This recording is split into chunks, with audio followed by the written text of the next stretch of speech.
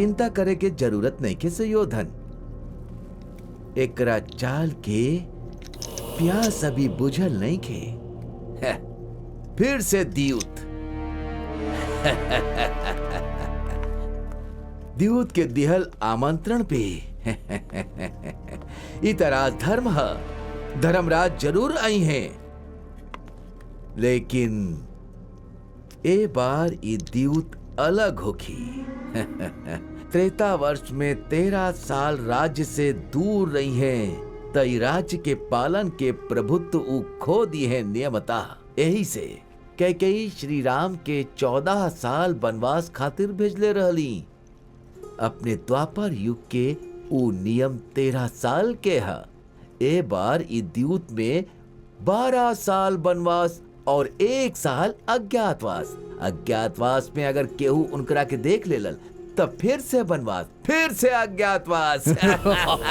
उत्तम मामा उत्तम, समुचित संयोजित समालोचना। ऐसन दुष्कृत कार्य खातिर अच्छा सलाह खातिर धरोहर बा शकुनी। तो हारिका जी आज्ञा। धर्मराज के आमंत्रित करा। पौरुष बचल बा तब फिर से द्यूत खेले खातिर भांजा सुयोधन सार्वभौम के भेज दा आवाहन। आज्ञा। जौन आज्ञा महाराज। धर्मराज तो अवश्य पधारी हैं और हमनी के जीत भी सुनिश्चित बा। पितृदेवो भव। भ्राताश्री भीम, नकुल, सहदेव,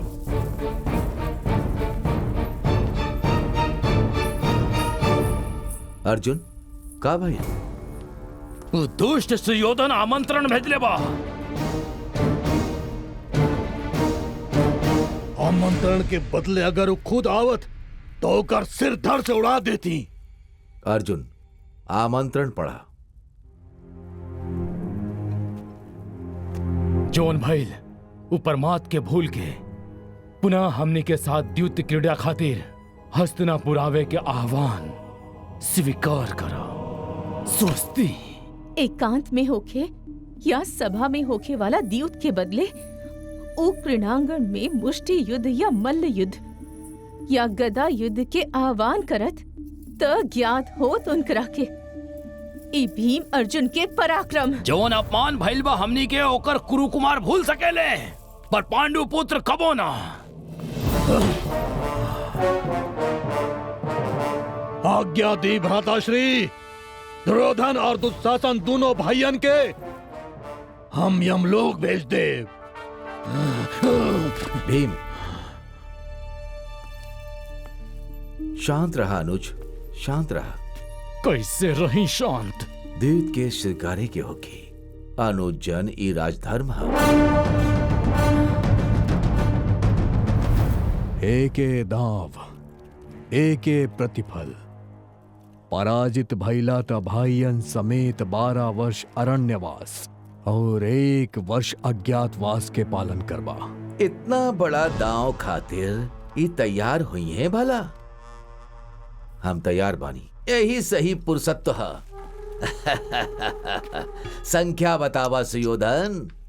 1 और 3। उत्तम। 1 और 3 जुड़ गए तो 13 होगी। तो आर संख्या शास्त्र पंडित ओपर माँ भूत सुयोधन केकर भविष्य के वनवास में भेजी ई पता नहीं के। पितृदेवो भव। उत्तम, अति उत्तम। अंतिम विजय भी हमनी के ही भाई। जीत हमनी के भाई। हमने जीत गई। हमने जीत गई। हमने जीत गई। हमने जीत गई। हमने जीत गई।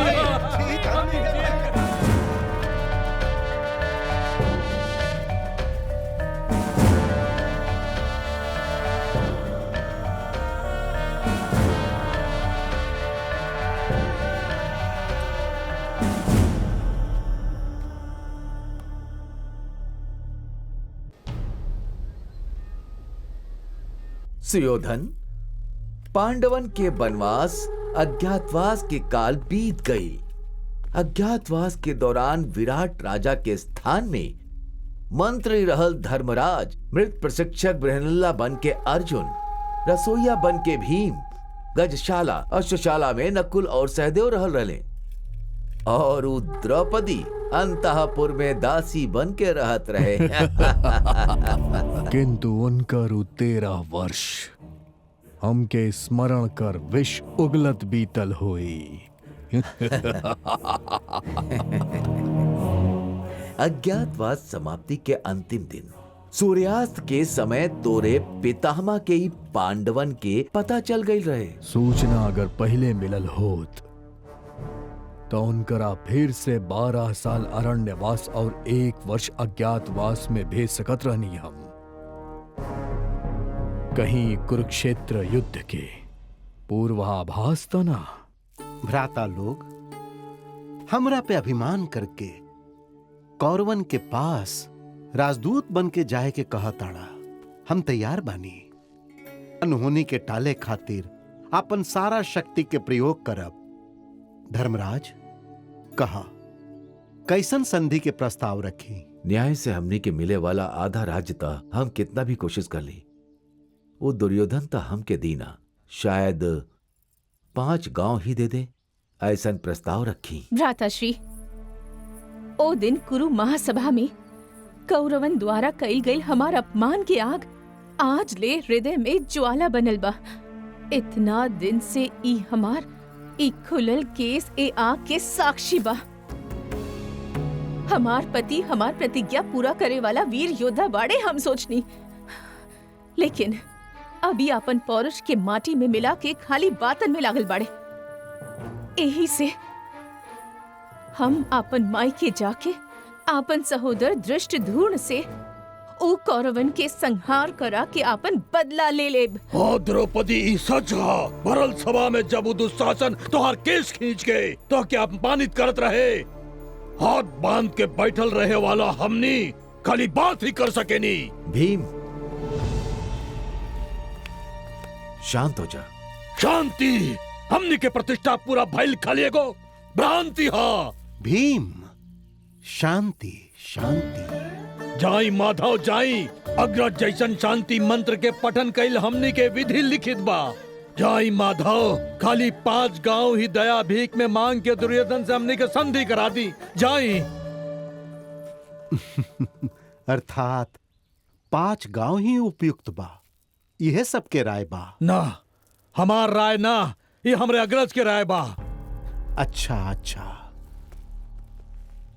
अर्जुन, आपन संदेश बतावा। हमार भाग ना दिए तो फिर वो दुर्योधन हो कि भीम के भुजा के हिस्सा राज्य भार भ्राताश्री के भाग में। हमरे भाग्य हो कि समस्त सैन्य बल ऐसा चुनौती देनी। बोल दी हम आधा। ठीक बा, सब कुछ तनी भार डाल के ही कहब।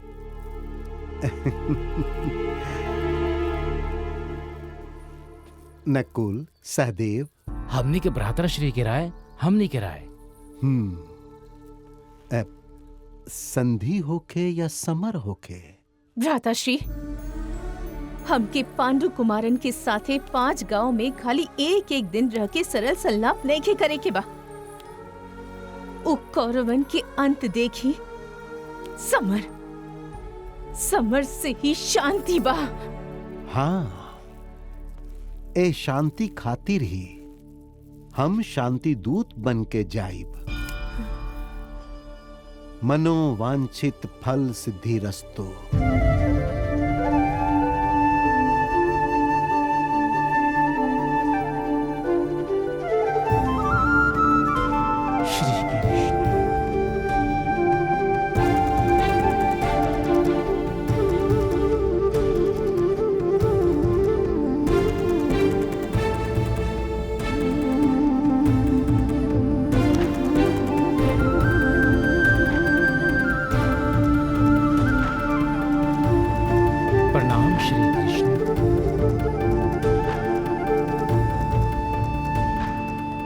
ए सभा के पांडवन के शांति दूत कृष्ण के प्रणाम बा।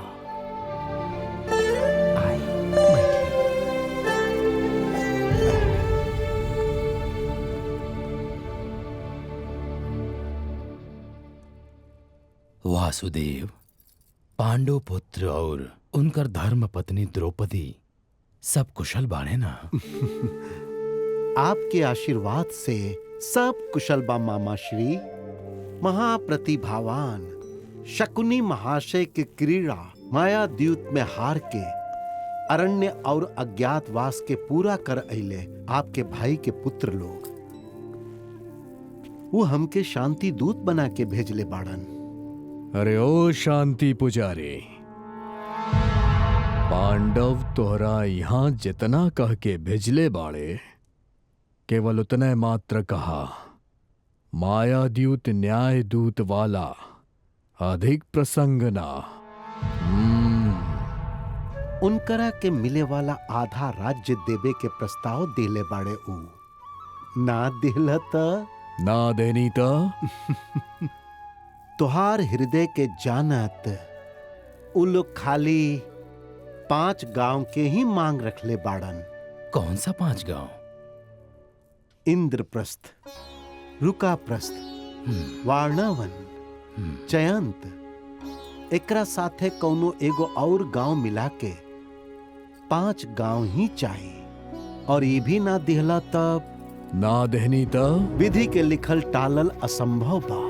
विपरीत विपत कर विध्वंस होखल संभव बा। गोपाल, अप्रासंगिक बात खातिर ही जगह नहीं कहा। शांति दूत बन के आयल बाड़ा, शांति दूत बन के ही तू बात करा। कर्ण, साक्षात कृष्ण परमात्मा ही संधि खातिर पधरले बाणे। ज्येष्ठ के बात के सुने के सीखा। आधा राज्य होखे या 5 गांव, जौन तोरा धर्म संगत लागे उद्देदा। लोक चिंतक श्री कृष्ण के बात मानल ही तोरा खातिर उचित होखे। धर्म होके या अधर्म होके एकर अंत करा।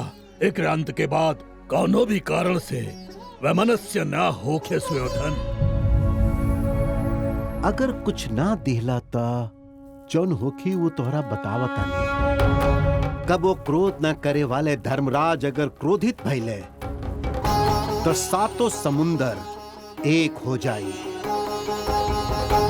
जौने कर्ण के पराक्रम पे अभिमान बातों के वैसन 1000 कर्ण भी काहे ना आ जाएं, अर्जुन के पराक्रम के आग में भस्म हो जाएंगे। द्रौपदी के वस्त्र हरण के समय लिहल प्रतिज्ञा के अनुसार भीम दुशासन के छाती चीर के रक्त से केश धोइयो कर द्रौपदी के देख के जांग पर बैठावे खातिर कैल संकेत खातिर तोहरे जांग के वो भीम चीर डाली। अगर ये सब ना चाही त संधि कर ला। ए शांति पुजारी, बंद करा अपन अप्रासंगिक बात। इंद्रप्रस्थ, रुकाप्रस्थ, जयंत, वर्णावन, ये सारा गांव हमार पिताश्री आदिकाल में ही दान स्वरूप दे चुकल बाड़े। ओकरा ता दे ना सकेली, ये ता अच्छा तरह पता बता।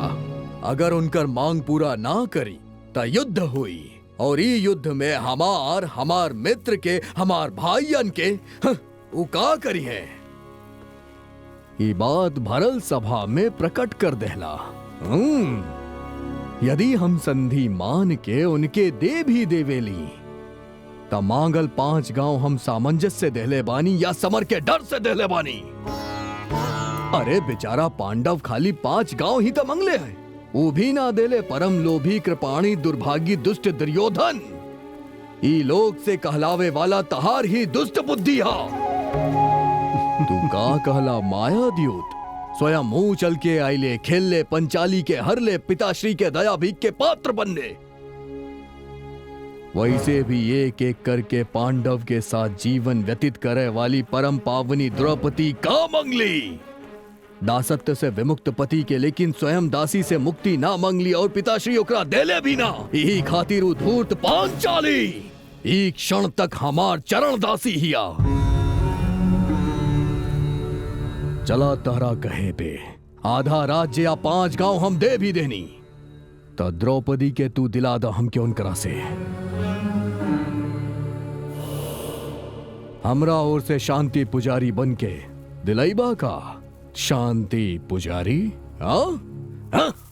ऊ तो निर्लज्ज बाड़ी, तहरा यहाँ भेजले बाड़ी, और तू भी निर्लज्ज होके हिजा आ गईला। जितना तू कोलाहल मचैला उतना वास्तव में पराक्रमी होतन। रण भेरी बजावल छोड़ के दे ही भिक्षा मांगे, तहरा एजा कदापि ना भेजतन।